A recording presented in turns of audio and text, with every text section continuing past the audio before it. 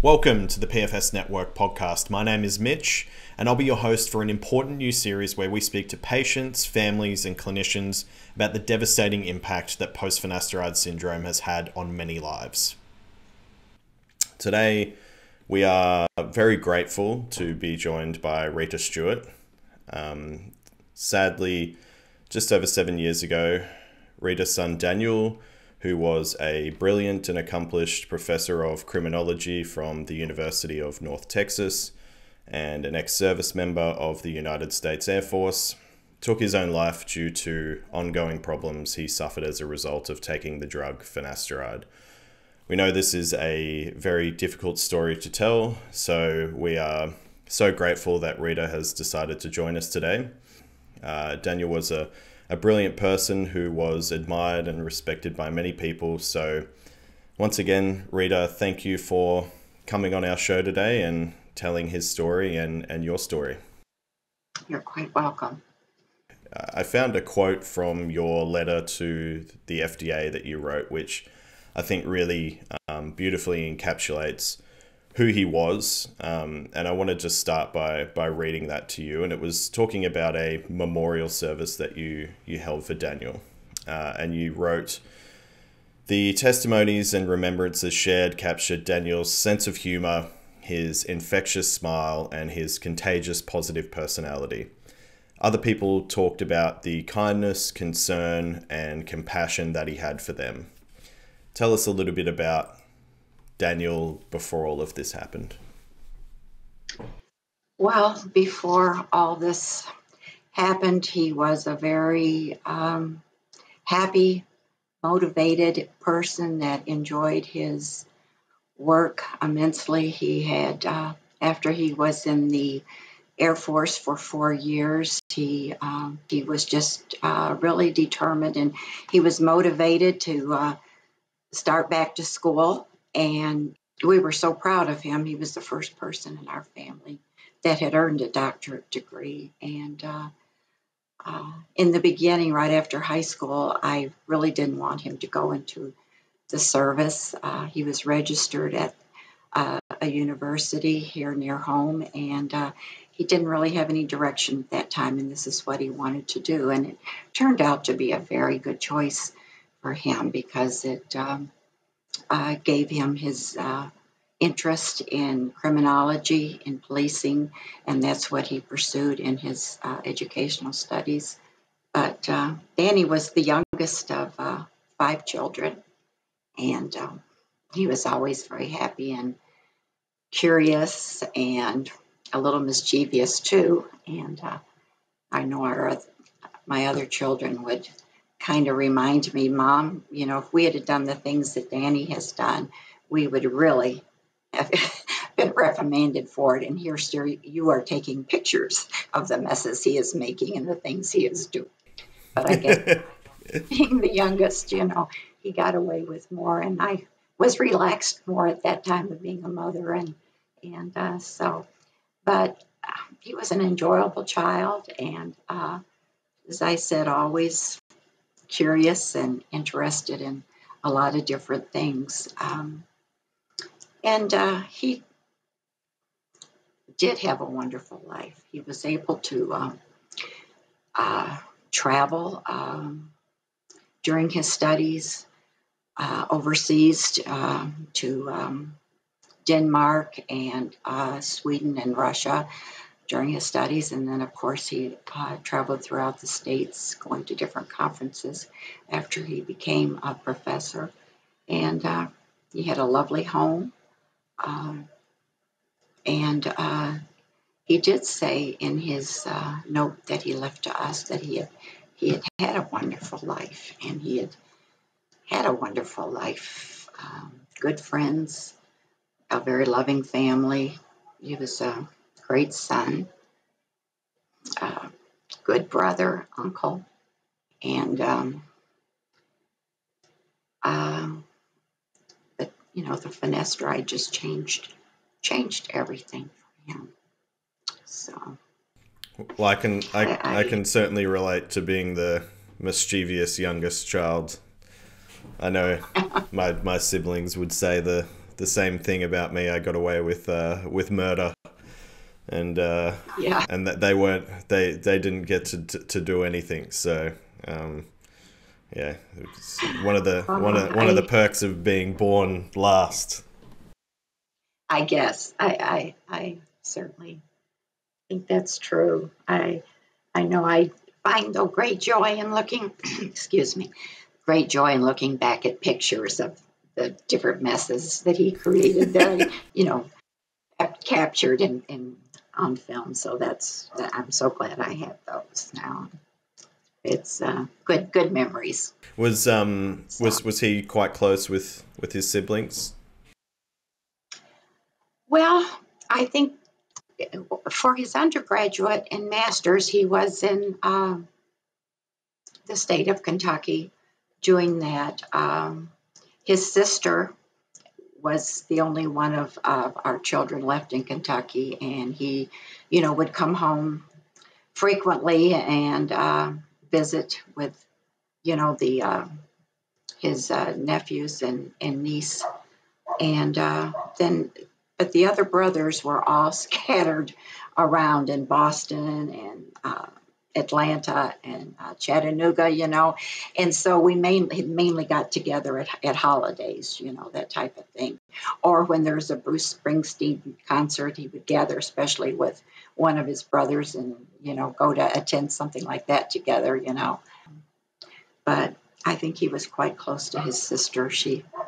When he was born, she was kind of upset that he wasn't a girl. She had wanted a sister. That was brothers. But it didn't take her long to take him right under her wing, and she always was kind of like a second mother to him, And, Right. Yeah, she, I think, taught him a lot of things, and that was reflected even in his lifestyle at his house. What did? She taught him how to decorate and. Well, things, yeah, she was, and he was pretty well organized, and I think when he was in his teens, she taught him, as far as his style and things like that. She was real particular about that with him, and he did learn from her. My sister still helps me buy my clothes, so it's I think Yeah. big sisters look after the younger brother. Absolutely. What about Yeah, so what about his friends? Did he have a pretty large group of friends? Well, one of his dear friends in Texas was talking to me later on and said, Danny didn't have a real wide circle of friends, but he was really careful about his friends. He chose very wisely his friends, he said, and they were all so close. It was like a second family there. I call it his Texas family, my Texas family now, because they were so supportive after Daniel passed away, and kept in touch during all, every time there was a holiday or something like that, especially that first year. We heard from different ones, and they shared different little stories about Danny with us, And even, now we still stay in touch on Facebook and through cards, So he had a very, very good group of friends. In spite of those good group of friends, though, he did not share any of this, any of his business concerning finasteride. And he did have a girlfriend that he shared. He was able to share with her, and I guess he shared just about everything with her. Later on, she was talking to one of my other sons about it, and she said she was very much aware of what was going on with Daniel. But one of the friends that he worked with at the university said that he noticed Danny was becoming a little bit more moody, he said, and that he just kind of left him alone when he was in one of these moods, he said. But that's, I think just a day or two before this all happened, this young this particular friend had gone out to lunch with Danny, and he said he just seemed fine. He just covered everything, I guess. He just covered it up, and I know how hard that was for him, because he was really hurting, on the inside a great deal. So, living with him in the fall that I went out in 2013, and in September of 2013, and I could see the daily struggles that he went through, and it was hard for me watching him, but it was so much more difficult for him just to get through the day, and deal with his pain and what he was feeling. And everything. So, but I was so glad I was able to go there and be with him and try to help him in any way that I could. So, do you remember before he took the drug, did he ever talk to you about, losing his hair, or when did he first get prescribed finasteride? Yes, he would mention when he came home that he was losing some hair, and I would say, oh, I didn't think it was anything. I didn't think it was that bad at all. And his dad, my husband, is much older now, and he still has a good full head of hair. And I just, I would say, well, Danny, I'm sorry. I'm sure it comes from, my side. My maternal grandfather on my mother's side was, he was, bald, and but he had hair around the edges and everything, and I just said, I guess you can blame that on my side. I don't know if that's really still true today, that it comes from the maternal side of the family or not, but I told him I don't think it's as bad as you think it is, and but he had mentioned it several times. And I think you wrote that he went to his dermatologist and was prescribed the drug. What do you remember about that? Well, I remember him calling me up and telling me that he had gone and that day to his dermatologist, and he prescribed finasteride, and he said that the dermatologist told him it was a good drug because he had been taking it for 15 years himself, and he was fine, and but if there were side effects, it was Danny's understanding that if he stopped taking the drug, that those side effects would go away. Well, he took it for that first week. He noticed some side effects. He noticed he was getting a little more anxious, and he just didn't feel like he was functioning that well. With his brain, his thinking process.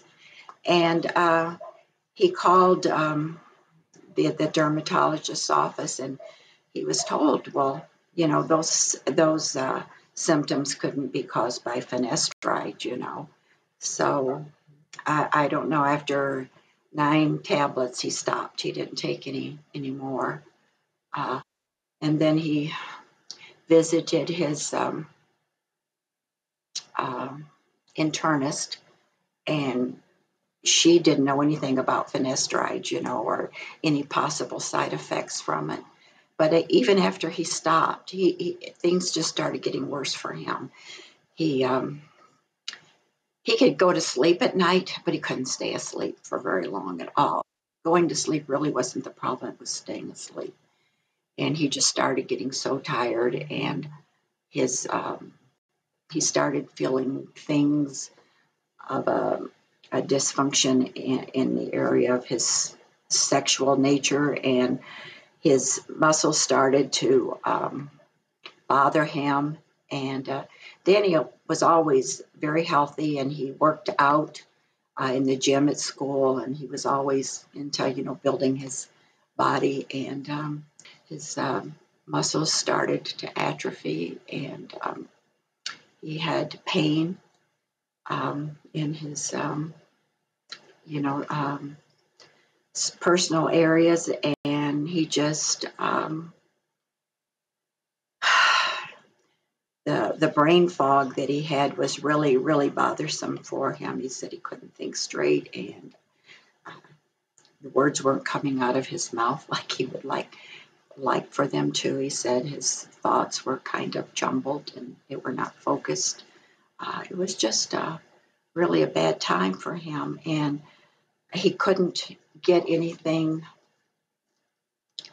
kind of medication from his internist that would help him to sleep or to calm down the panic. The anxiety, I think, at times caused him to have panic attacks. And Danny never had any depression or mental health problems at all. He was always up about everything and motivated and excited about life. But then he just started getting anxious, and he just in fact he was awarded. He took the drugs in May, and the prescription in May, and he took 9 tablets. And he had been awarded this academic fellowship from the defense. Let's see, I've got it written down. The Foundation for the Defense of Democracies at the Tel Aviv University. Just before he was to go in June for this, he called us in a state of panic. I never heard Danny panicking about anything, but he was really in a panic, and he said he didn't think he was going to be able to go on this trip, and that he was just kind of messed up, he said, and he just was, really upset, and I could think he was scared. And so my husband got off the phone. He packed a quick bag and he drove right out there, and then the next day, after I got our animals taken care of and whatever, I caught a plane and went out there. We stayed with him for about a week before he did finally leave. He went with another fellow professor from the University of Texas, and I'm so thankful to this young lady for her time with him and for her, help to just allowed him to have fun and not concentrate on his problem, So everything just kind of kept getting worse, and excuse me, and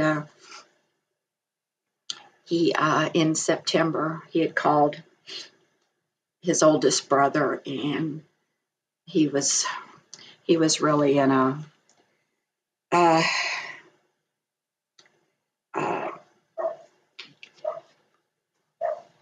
he wasn't in a really good mood, and he was really, really upset. And our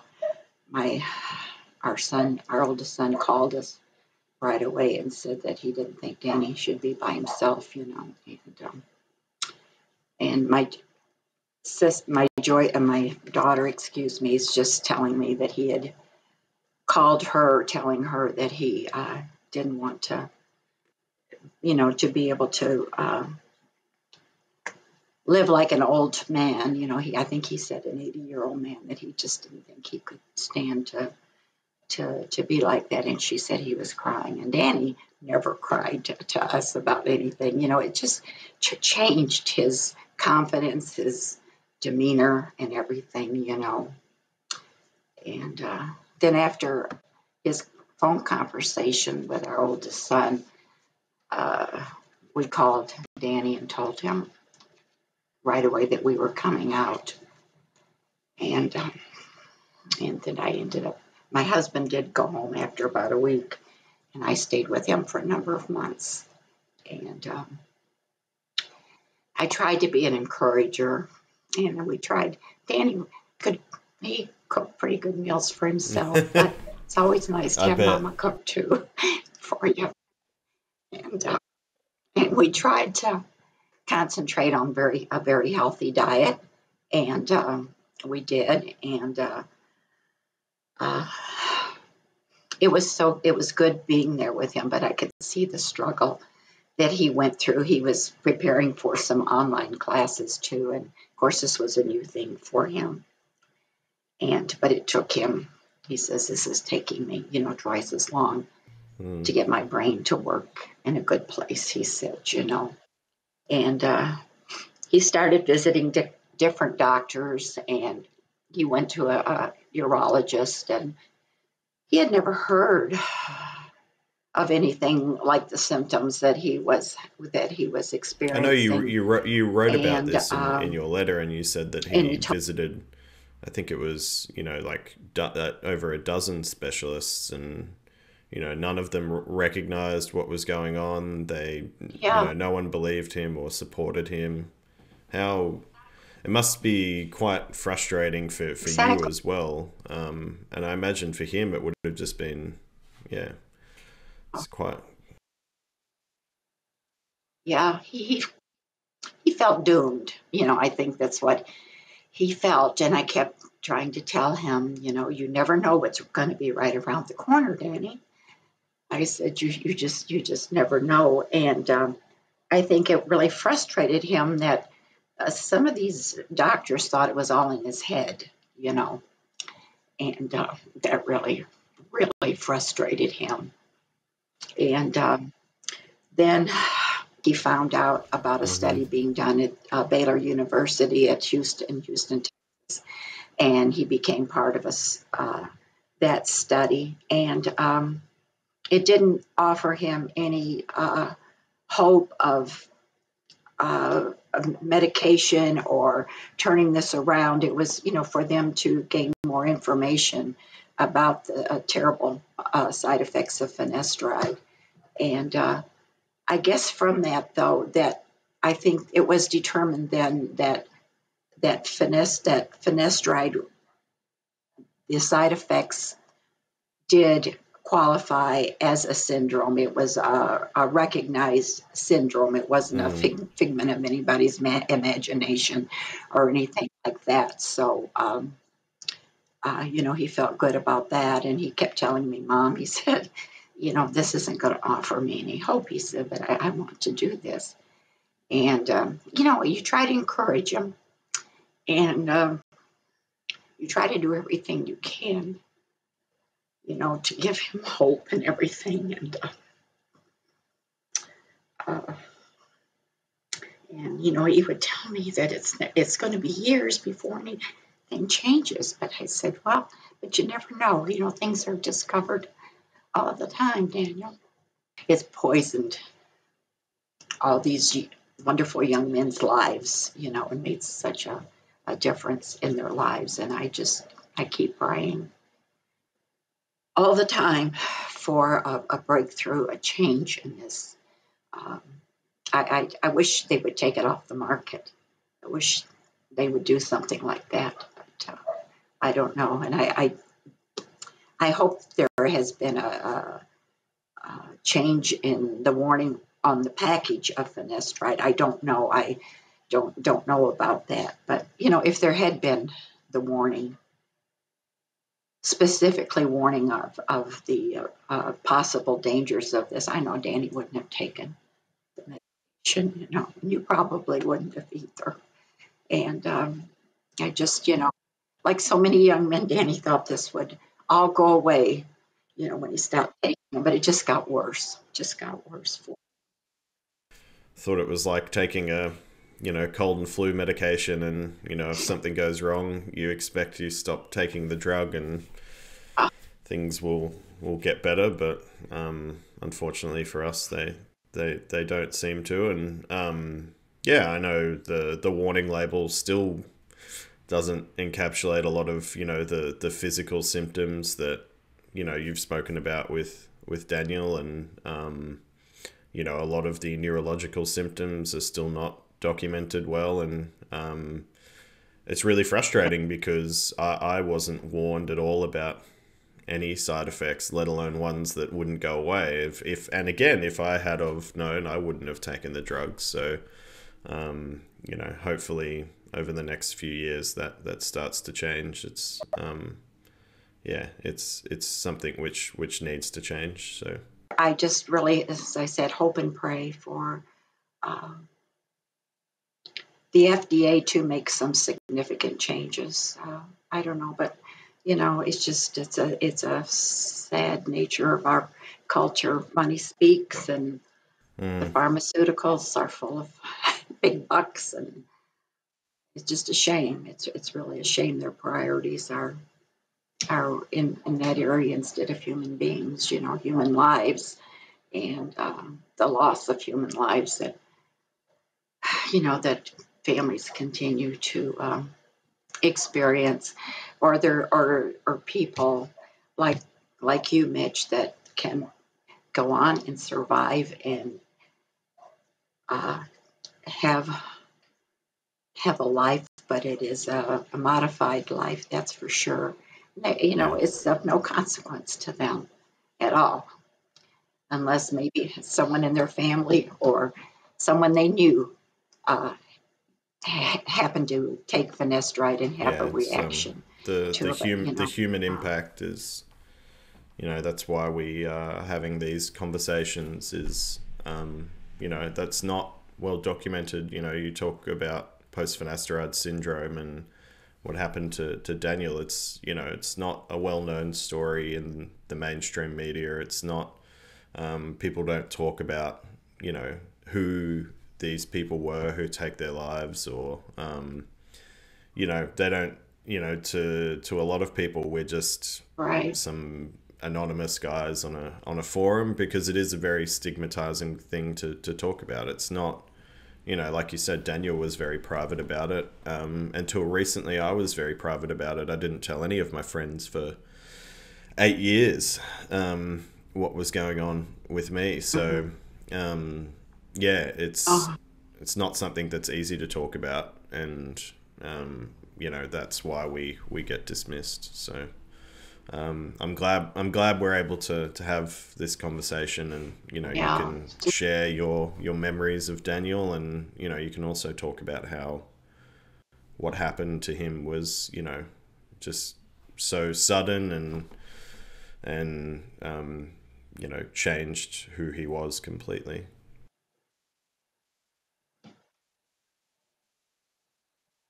Oh, yeah. Just uh,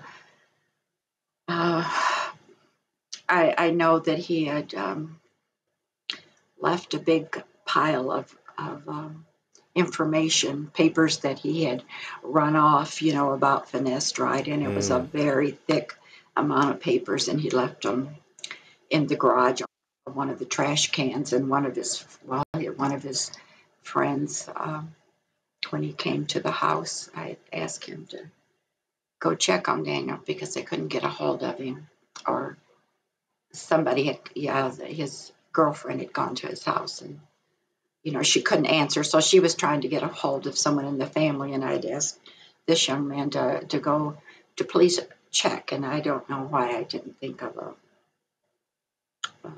calling somebody else, the authorities or something. I wasn't thinking. But anyway, found those stack of papers, and after I mm, started reading some of those, he said, "Oh my gosh," he said, "it was just like that these young men go through," and that's exactly what Danny said, and he did leave us. We were fortunate that he left us a good letter, and he said he was so tired, and he just couldn't withstand this nightmare that he was living in. That finasteride had destroyed his mind and his body, and it had poisoned him. And he asked for forgiveness, and he said he was so ashamed. But even in spite of him taking his life, I will never be ashamed of him. He accomplished so much in his 37 years, and I'm just proud of him. And I'm just so sorry that he had to take those 9 pills. But I was so proud of him It is. Oh,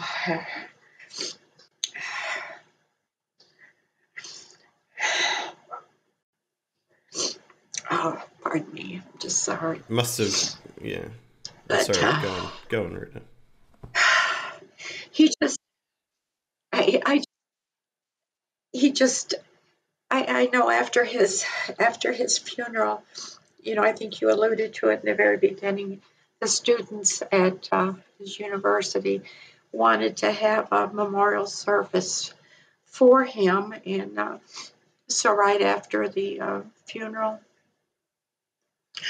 we, our daughter Joyce and my husband and I went out to be there at the memorial service, and I mean, it was just so nice to hear so many students memorialize him and eulogize him with such kind words, and what a difference Danny had made in his life. And I had always told him, I said, Danny, you never know what a smile and being pleasant to someone is going to make a difference in their life. And I found out that he had followed that advice and how it affected one lady in particular that got in touch with my middle son, and she couldn't believe the news when she heard about Danny, but she said she had gone back to school. She was in her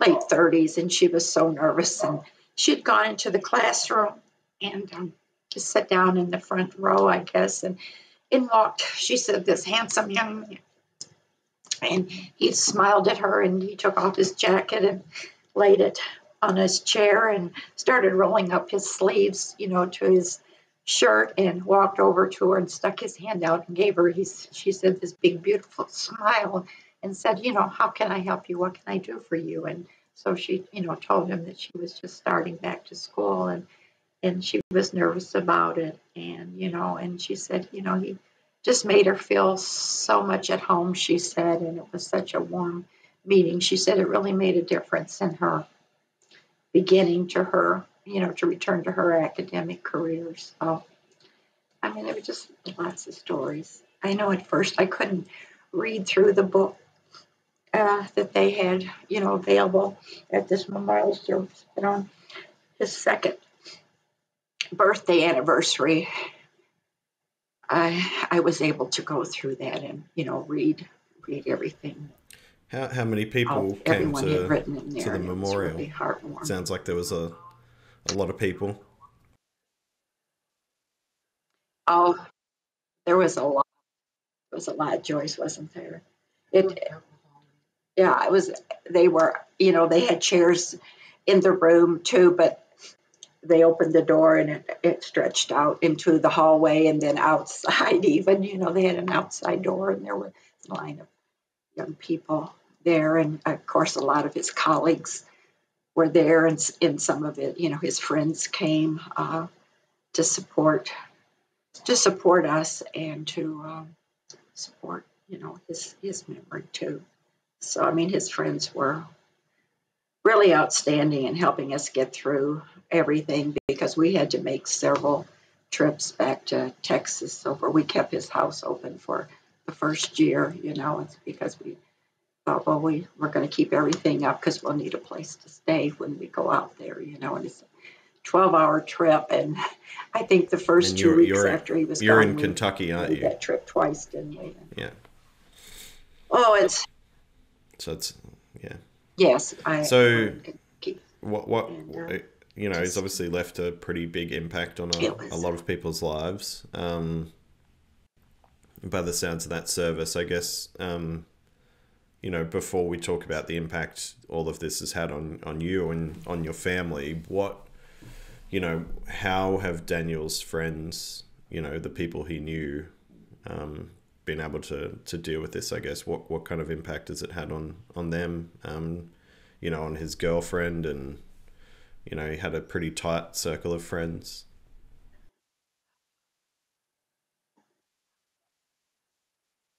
Yes, I know one of them just was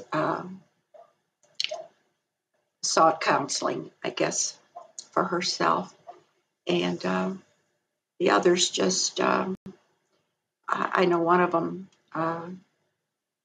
that taught at the same university. You know, he took over Danny's class because this happened in April and they still had another month of school to go, and so he took over Danny's class, and he said, I just very honestly talked to them about finasteride, you know, and they said that any opportunity that they had, they were going to talk about finasteride, you know, and warn others, especially young men, of the possible, Do you dangers do you of still it. have And, any contact with so his friends or I don't. I his girlfriend? Yes, I do. His girlfriend. We text on birthdays and uh, other occasions, and she was studying for the bar, and she passed the bar, and I think she's an associate general attorney. I think they're in one of the areas outside of Fort Worth, and she's such a lovely person, and I do want her to go on, with her life, and wish her a good, happy life, making friends and finding a partner in her life. And one of them, the young man that was a roommate with Danny for a lot of years, and that even went through down to Sam Houston with him in Texas. His father had passed away, and he had lived a couple of hours away from us, and my husband and I found out about it, and so we attended the funeral of his dad, and his wife was a really good friend of Danny's too, and they were just a group of people that had all studied at Sam Houston, and they just all kept in touch, and they were just so astounded to see us come to the funeral, and it was just such a warm reunion to see them and their little girls, and it was wonderful, that part. And yeah, I just, one of them, one of the young men got the children that they had together at a certain point and sent me a picture of all of them together, and I just, I keep up with them on Facebook and everything too. It's just nice to have the support, and I've had some of them send me, pictures of a basketball game that he was in, with the students against the, teachers and that type of thing. And that was good to see him playing that and everything. So I mean, just been really good people, and they do think of them as like a second, my Texas family. They've been, and I know we've been very fortunate to have that, and I appreciate that so much. And they are such good wonderful people. And So yeah, if we could just, I guess, talk about the effect that this has had on your family. Yeah, imagine it's been pretty difficult to deal with.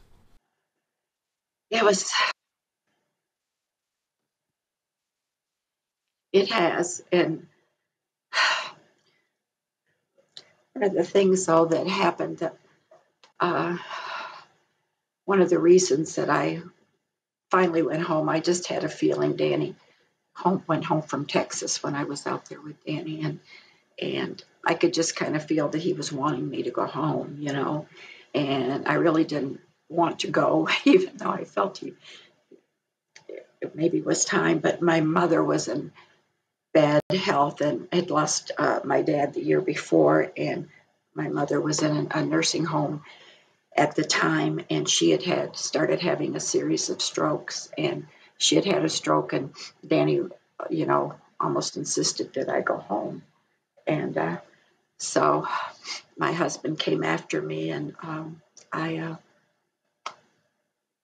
did go home, and I told him I would be back, but he was gone before I could get back, and my mother didn't get very well. But the thing of it was, when I got back from the memorial, I went to the nursing home that night to see my mom. It was quite late and she wasn't doing very well.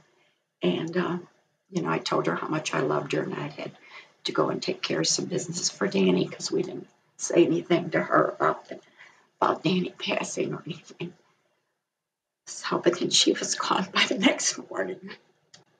And I think she was hanging on those weeks. And one of my oldest son had told her, said, Mom has to go see about some business for Danny and she's going to come back, And, but she died 2 weeks to the day that Danny passed away. So it was just kind of hard. That kept me occupied, for a while. And then taking care of my parents' business in their house and then going back and forth for probate for Danny and seeing about things. It just kind of kept us busy for a while. It, I guess, kept me going. Or some days I just couldn't have gotten out of bed. I guess, it's just such a devastating loss to lose your child and then to lose your child by suicide is just compounds that And but then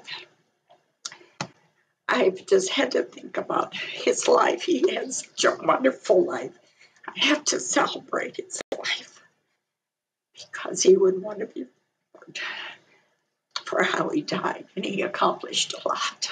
And he was a good brother, and he would have been a good father. And he was a great son. And so I have to think about the good things about Danny, all the good memories I have of him. But there is nothing worse than being on this journey. And it is a lifelong journey. You just learn how to deal with the grief, and you know that you have to go on, and that your son would not want you to be so depressed all the time. And so I try to think of those things. I want to make Danny proud of his family because we were certainly proud of him. And I want him to be at peace, and I know he is in our Heavenly Father's arms. That's what I know, and that's what I feel. And I pray for blessings on his soul every day. And I know with God's grace and mercy that he is with him. So, but it's just a lifelong journey. But we get through it, and we. It's good to remember the have good some things. Joy again, but it's. Oh yes, and we had many good things. Yeah. To remember. And what about many good things. Daniel's dog? I think you said he's still there with you. Oh. Yes, he's in the other room. My husband took him in another room, otherwise he would be here being his nosy little self. He's 12 years old now. He's an Italian Greyhound, and Danny just loved him dearly. I mean, he left a lot of information in a letter about him. He wanted to make sure he was well taken care of, and we just had to take him. We had 2 other dogs and several cats. I can see the little climbing. I guess you can see our cat apparatus in the background. We have a lot of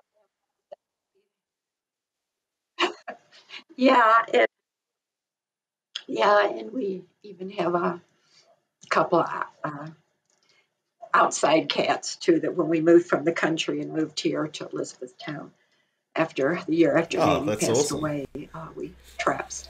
They were feral at the time. Sounds like a very Kentucky thing to do. Yeah, and I guess we.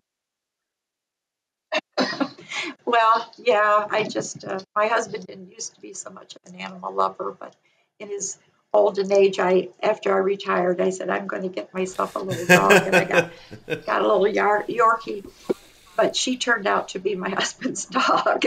So it really, it changed his heart about animals. He's such a big animal That's lover great. now, and he's kind to animals. So, yeah, yeah. Danny loved animals, and he just got so tired. It was so hard to watch him come home from work, and he was so tired that he couldn't even walk Igby like he always walked Igby every day, and he couldn't do that anymore. His body was so tired, and he hurt, and it just like he didn't have passion for a cup of coffee anymore, and his libido was so low, and he just lost passion for just about anything. And that's so hard to watch in your child.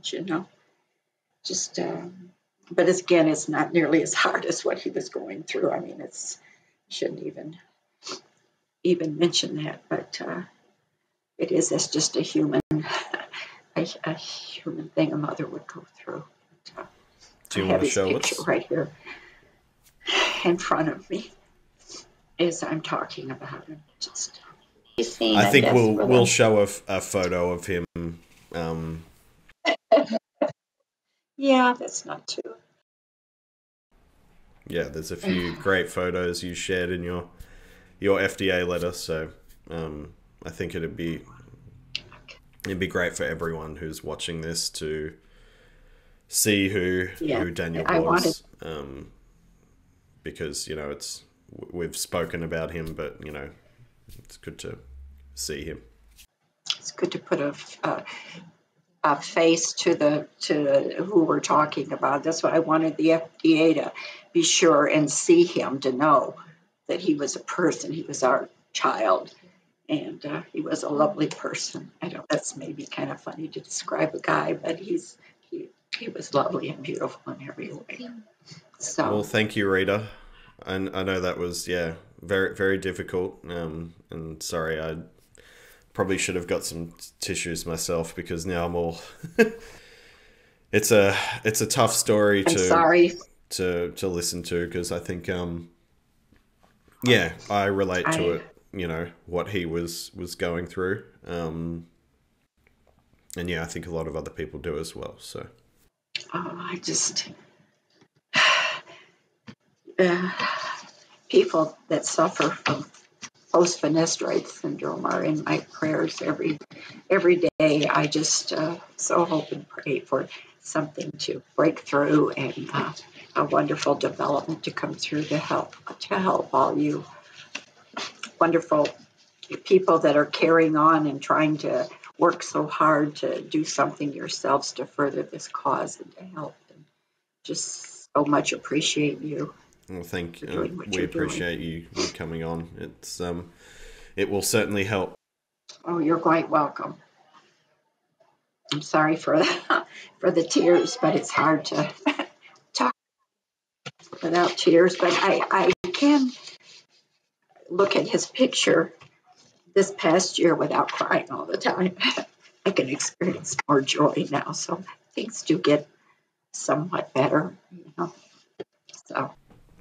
Okay, well, thank you, Rita, for joining us. We're so grateful that you have and told Daniel's story. Thanks for watching today's episode. Please like this video, and if you're new to our channel, subscribe and check out our other content, and stay tuned as we'll be releasing lots of new content over the coming months. You can also find us at our website, pfsnetwork.org, or on Twitter @pfsnetwork. If you are a PFS patient or the loved one of a PFS patient, please consider donating generously to upcoming scientific research. You can learn more about our latest study and donate by heading over to our website using the link in our description below. Thanks for watching, and take care.